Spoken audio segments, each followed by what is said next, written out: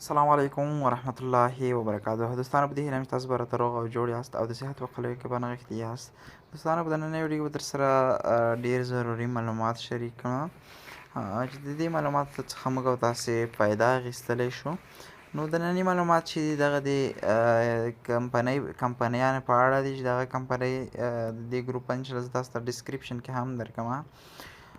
دوستانو لومړی خبره خو دغه ده چې لیټر کمپنۍ کې کار کله تاسو پانګه اچونه کړې وي یا پانګونه پکې کوئ، نور پانګونه پکې مه کوئ ځکه چې لیټر کمپنۍ په تښتېدو سره ده، ځکه چې خپل پیکیجونه یې هم ارزان کړل او ویډرا یې هم اوس بنده کړې ده.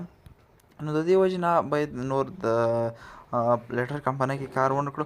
لومړی خبره دغه ده چې هر کله یو کمپنۍ لومړی راشي باید په لومړی کې ترې ګټه وکړو او وروسته 5-6 میاشتې وروسته کمپنۍ چې ده په تښتېدو سره شي.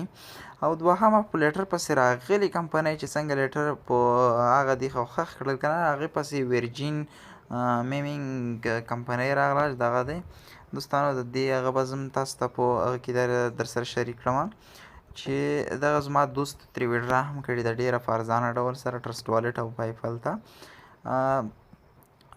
دوستانو د کومه لیټر کمپنۍ چې ده د دې څخه باید نور استفاده ونه کړو، د استفادې وړ نه ده ځکه چې د هغې خپل پیکیجونه هم ارزان کړي دي او هغې هم ویډرا یې هم اوس بنده کړې ده. اوس د کمپنۍ چې ده دغه زما دوست د تېره ورځ کړې ده ویډرا کړې ده، خو متاسفانه چې اوس یې بند کړې ده. نو دوستانو اوس باید له ورجین کمپنۍ څخه استفاده وشي ځکه چې لیټر کمپنۍ خو خپل وخت پوره شوی دی.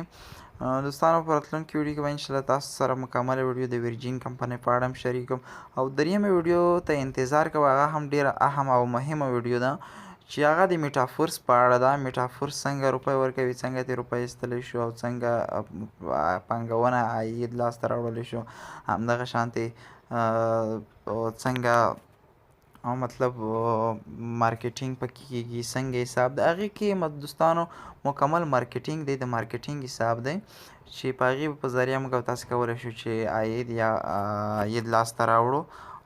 نو دوستانو دغه وه زموږ نننۍ ویډیو. که ویډیو مو خوښ شوي ویډیو لایک کړئ، د لا ښایسته ویډیوګانو لپاره در سره زموږ چینل سبسکرایب کړئ. د الله په امان.